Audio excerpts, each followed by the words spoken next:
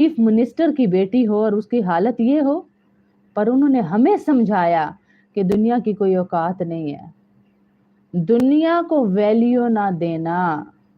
ये थी मेरे नबी की भूख।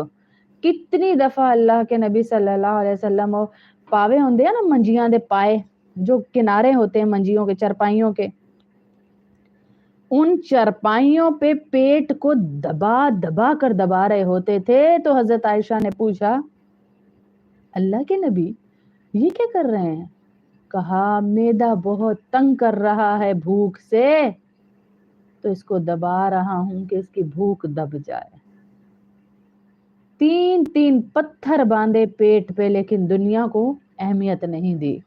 आज हमें जरा सा घर ना मिले, हम क्या कहते हैं, भाई इतना से ही घर मिलना था मुझे, यही रह गया था मेरे लिए, मैंने कौन सी कमी छोड़ी। वही बात आ जाती है ना। फिर रहता है सिर्फ एक ही कमरे में इंसान, उसका गरूर रहता है बाकी मकान में। हमें घरों की इतनी जरूरत नहीं है जितनी दिखलावे की जरूरत पड़ी हुई है। असल मसला हमारा ये है कि हमें दिखलावे की जरूरत, कोई कम हमारे साथ निभाई है हमारे नबी ने सल्लल्लाहु अलैहि वसल्लम ने, और जरा 80 जवाब दे रहे हैं, उनकी वफाओं का ये जवाब होना चाहिए था कि हमारी औलादें अमामा पहनने से उन्हें शर्म आए। कोई मैं इमाम आ जड़ा मामा पावा है, कोई मैं इमाम हूं जो अमामा पहनूं, कोई मैं इमाम हूं जो शलवार कमीज पहनूं। तो तुसी हो कि कोई पहचान छड्डी आ? कोई पहचान है हमारी औलादों की?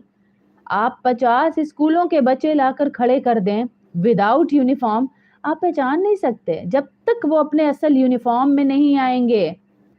हम लवारिस नहीं है, हमें पीछे से एक ड्रेस देकर भेजा गया है, हमें बताकर भेजा गया है आपकी ड्रेसिंग मुसलमान औरत की ये है, मर्द की ये है।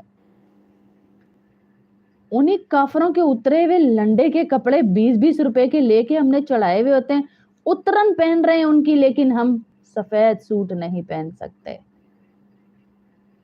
ये है हमारा हाल, ये है हमारा ईमान। अजी दिल विच होना चाहिए ईमान। एक धोखा दे रखा है अपने आप को। मैंने आपको बताया था ना, एक औरत को कहा, ये रमजान की बात है, मदरसे में, क्या आप मदरसे में बैठ के फिल्म देख रही हैं, मोबाइल पे लगी हुई, तरावी हो रही थी, दुआ थी जब आखिरी दिनों की, तरावी हो रही है, मोबाइल पे लगी हुई थी। मैंने कहा आप मदरसे में बैठकर?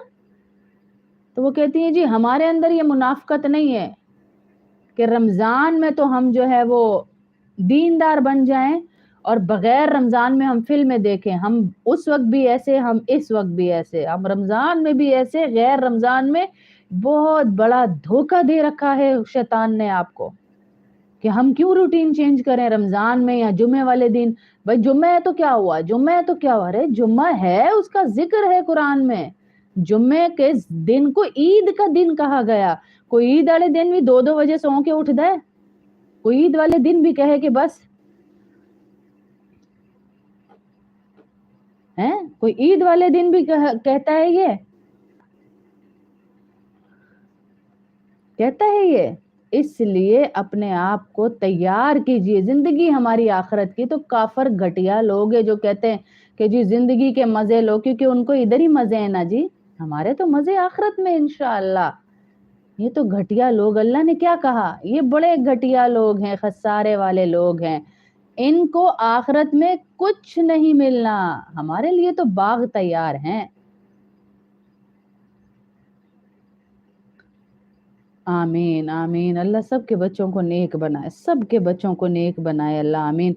आज जुम्मे का दिन है। जुम्मे के दिन का खास वजीफा मैं आपको बताने लगी थी कि अभी जोहर की नमाज के बाद जिन औरतों के घरों के पास जो है वो जाने का इंतजाम है मस्जिदों में, वो तो वहीं जाके पढ़ेंगी, लेकिन जो घरों में पढ़ती हैं वो वहां जो भी जोहर की नमाज औरत घर में पढ़े उसके बाद जैसे होता है ना, हमें अचानक कोई परेशानी मिलना।